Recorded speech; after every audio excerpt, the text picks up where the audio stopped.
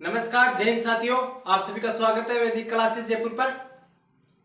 जैसा कि हमारा चल रहा था प्राचीन इतिहास, उसमें हमने देखा था मगध साम्राज्य के बारे में। तो मगध साम्राज्य के बारे में हमने मगध के सबसे प्राचीन वंश के बारे में देखा था, हर्यक वंश के बारे में देखा था हमने। और इस वीडियो में हम बात करेंगे अब शिशुनाग वंश की, और उसके बाद में आएगी बात, फिर हम बात करेंगे नंद वंश की, और उसके बाद में सबसे इंपॉर्टेंट वंश आता है मौर्य वंश। तो आइए क्लास शुरू करते हैं। सबसे पहले हम चलते हैं नंद वंश के बारे में, वो शिशुनाग वंश के बारे में। तो आज हम बात करेंगे इसमें शिशुनाग वंश के बारे में। तो ये हमारा शिशुनाग वंश, शिशुनाग वंश, शिशुनाग वंश। सबसे पहले तो हम ये देखेंगे कि इस वंश की स्थापना किसने की थी। तो इस वंश की स्थापना की थी शिशुनाग ने। किसने की थी? शिशुनाग ने इसकी स्थापना की थी। किसने की थी इसकी स्थापना की थी? शिशुनाग ने। तो इसकी स्थापना किसने की थी? शिशुनाग ने। तो शिशुनाग क्या थे? इसके संस्थापक, संस्थापक थे शिशुनाग इसके। ओके, मैं आपको बताते जा रहा हूं, आप नोट्स बनाते जाना। मैं यहाँ पे सारे फैक्ट लिखूंगा नहीं, क्योंकि लिखने में वीडियो ज्यादा बड़ा हो जाता है। तो आप लिखते जाना साथ में। इसका संस्थापक कौन था? शिशुनाग। शिशुनाग वंश का संस्थापक कौन था? शिशुनाग। इसके बारे में एक फैक्ट ध्यान में रखना है कि इसने क्या किया था शिशुनाग ने, जो पहले राजधानी पाटलिपुत्र थी ना, तो उसे हटाकर वैशाली को अपनी राजधानी बनाया था इसने। किसने? शिशुनाग ने। पाटलिपुत्र से हटाकर राजधानी, पाटलिपुत्र से हटाकर इसने, पाटलिपुत्र से राजधानी को हटाकर इसने बनाया था, किसे बनाया था राजधानी इसने? तो इसने बनाया था वैशाली को। इसने राजधानी बनाया था वैशाली को, वैशाली को अपनी राजधानी बनाया था। वैशाली को बनाया था राजधानी इसने, वैशाली को क्या बनाया था इसने? राजधानी। तो ये क्वेश्चन ध्यान में रखना है। इनके बारे में हम उन्हीं फैक्ट की बात करेंगे जिनमें से अक्सर एग्जामों में क्वेश्चन बनते हैं, क्योंकि ये वंश इतना इंपॉर्टेंट नहीं है। इंपॉर्टेंट है आपके सबसे प्राचीन वंश आता है हर्यक वंश, उसके बाद में सबसे इंपॉर्टेंट अगर मगध के इतिहास में वंश आता ना, तो वह आता है हमारा मौर्य वंश। इससे काफी क्वेश्चन बनते हैं एग्जामों में, तो उसकी हम पूरी डिटेल में बात करेंगे। इनसे हम उन्हीं की बात करेंगे जिनसे एग्जाम में क्वेश्चन बनते हैं बार बार में, क्योंकि वैसे फालतू की चीजें अगर बताने से कोई मतलब नहीं है। क्योंकि वैसे आप पढ़ोगे तो आपको बुक में बहुत से मिल जाएंगे फैक्ट, उन्हें याद करते रहना। आप कितनों की करोगे याद, जितना आप याद करोगे ना, तो मैटर ये करता है कि जितना कम याद करो ना, तो वो एग्जाम की दृष्टि से याद करो, क्योंकि ज्यादा याद करोगे तो याद होगा भी नहीं, और उसमें से एग्जामों में क्वेश्चन वही फैक्ट आएंगे जो बार बार में पूछे जाते हैं। तो आप वही याद करो जो सबसे इंपॉर्टेंट है, यानी कि स्मार्ट स्टडी अपनाओ आप। तो इसने क्या किया था शिशुनाग ने? वैशाली को अपनी राजधानी बनाया था पाटलिपुत्र से हटाकर। किसने? शिशुनाग ने। पाटलिपुत्र से राजधानी को हटा दिया और वैशाली को अपनी राजधानी बना दिया। तो इसके बारे में इतना ही फैक्ट ध्यान में रखना है कि शिशुनाग वंश का संस्थापक कौन था? शिशुनाग था। और इसने क्या किया? पाटलिपुत्र से राजधानी हटाकर वैशाली को अपनी राजधानी बनाया इसने। इसके अलावा इसके बाद में इसका उत्तराधिकारी आता है कौन? कालाशोक। इसका उत्तराधिकारी कौन आता है? फिर उत्तराधिकारी आता है इसका कालाशोक। इसका उत्तराधिकारी, उत्तराधिकारी, इसका उत्तराधिकारी है कालाशोक। कालाशोक ये इंपॉर्टेंट शासक है, क्योंकि इसके बारे में एक चीज ध्यान में रखना आप, इसमें से ज्यादा क्वेश्चन नहीं पूछता है कालाशोक के बारे में, लेकिन इसका उत्तराधिकारी कौन है? कौन बनता है? कालाशोक। इसके बारे में एक क्वेश्चन ध्यान में रखना आपको। इसने क्या किया था कालाशोक ने? राजधानी को वापस वैशाली से हटाकर और पाटलिपुत्र ले आया कालाशोक। कालाशोक ने क्या किया? राजधानी को अपनी, कालाशोक ने अपनी राजधानी पाटलिपुत्र को बनाया कि वैशाली अच्छी नहीं है, कालाशोक को राजधानी बनाते हैं वापस। तो इसने क्या किया? अपनी राजधानी को वापस पाटलिपुत्र को अपनी राजधानी बनाया इसने कालाशोक से हटाकर। तो इसने, कालाशोक ने क्या किया? वैशाली से राजधानी हटाकर पाटलिपुत्र को बनाया। तो ये क्वेश्चन ध्यान में रखना, वैशाली को इसने, पाटलिपुत्र को अपनी राजधानी बनाया। पाटलिपुत्र क्या थी इसकी? राजधानी, राजधानी। इसके बारे में एक क्वेश्चन और बनता है कि जो द्वितीय बौद्ध संगीति थी ना, वो भी इसी के काल में हुई थी। द्वितीय बौद्ध संगीति, द्वितीय बौद्ध संगीति हुई थी इसके काल में। किसके काल में? कालाशोक के शासन काल में द्वितीय बौद्ध संगीति हुई। ये इंपॉर्टेंट क्वेश्चन है कालाशोक के बारे में। अब इसके अलावा एक क्वेश्चन बनता है, कालाशोक काफी महत्वपूर्ण शासक था, शक्तिशाली था, और इसने क्या किया था? राजधानी को वापस वैशाली से हटाकर पाटलिपुत्र में स्थापित किया। इसके काल में द्वितीय बौद्ध संगीति हुई। अब हम चलते हैं शिशुनाग वंश के अंतिम, यानी शिशुनाग वंश का अंतिम शासक कौन था? तो वो मैं बताता हूं आपको, शिशुनाग वंश का अंतिम शासक कौन था, इसे मिटा देता हूं मैं। शॉर्ट तरीके से आपको बिल्कुल रिवाइज करने की कोई जरूरत नहीं है, आपको यहीं पे आपको याद हो जाएगा, लिखने की कोई जरूरत ही नहीं पड़ेगी आपको। अब देखो इसमें मैंने आपको 3 शासक बताया है, तीनों शासक इंपॉर्टेंट है। एक तो फर्स्ट जिसने इसकी स्थापना की थी, शिशुनाग ने, ओके। दूसरा आता है हमारा कालाशोक, जिसके शासनकाल में द्वितीय बौद्ध संगीति हुई। और तीसरा आता है हमारा इसका अंतिम शासक, क्योंकि ज्यादातर क्वेश्चन क्या बनता है, या तो संस्थापक पूछता है या कौन से वंश का अंतिम शासक कौन था, ये क्वेश्चन बनता जाता है। तो शिशुनाग वंश का अंतिम शासक था, अंतिम शासक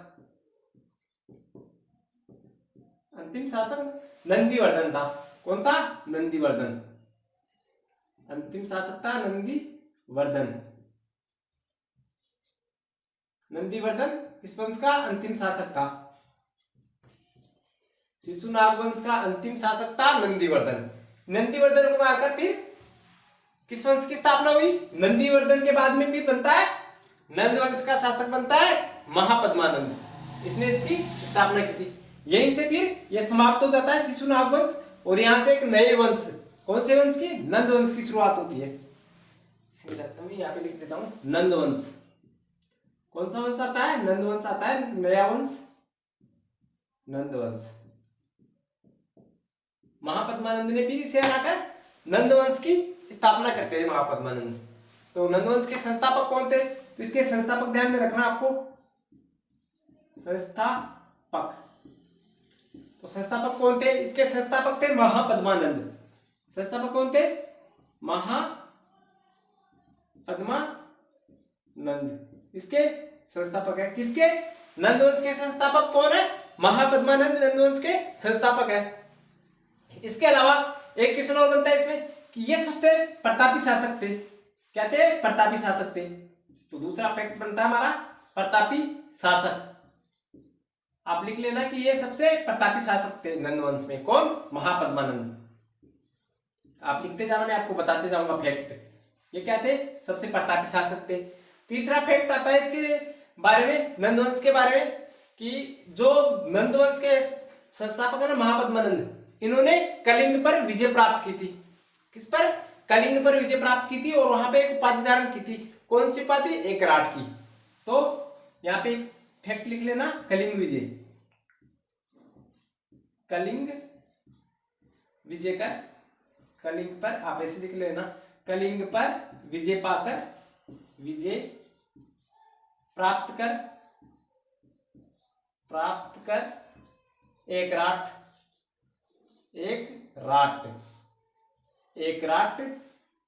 की उपाधि धारण की, उपाधि धारण की। ये क्वेश्चन इंपोर्टेंट है कि एकराट की उपाधि नंद वंश का कौन सा शासक धारण किया था? तो किया था महापद्मानंद। इसके अलावा फिर एक अंतिम क्वेश्चन बनता है इससे नंद वंश के बारे में। इसमें से नंद वंश के बारे में एक क्वेश्चन और बनता है। एक तो ये शासक पूछता है कि नंद वंश का संस्थापक कौन था? महापद्मानंद। और इसका अंतिम शासक था घनानंद। अंतिम शासक कौन था? धनानंद था या घनानंद था। तो अंतिम शासक क्या था इसका? घनानंद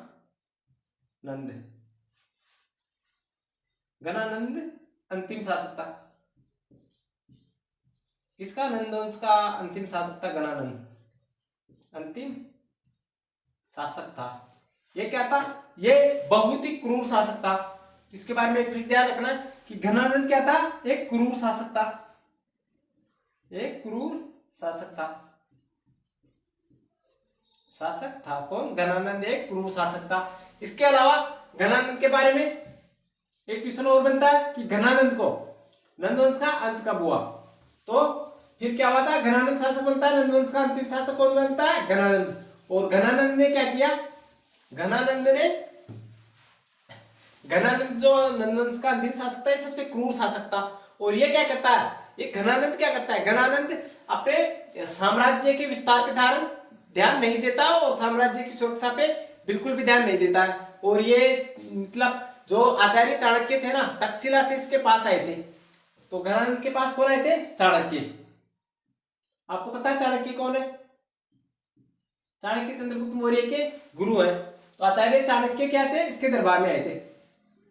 चाणक्य इसके दरबार में आए, किसके, घनानंद के।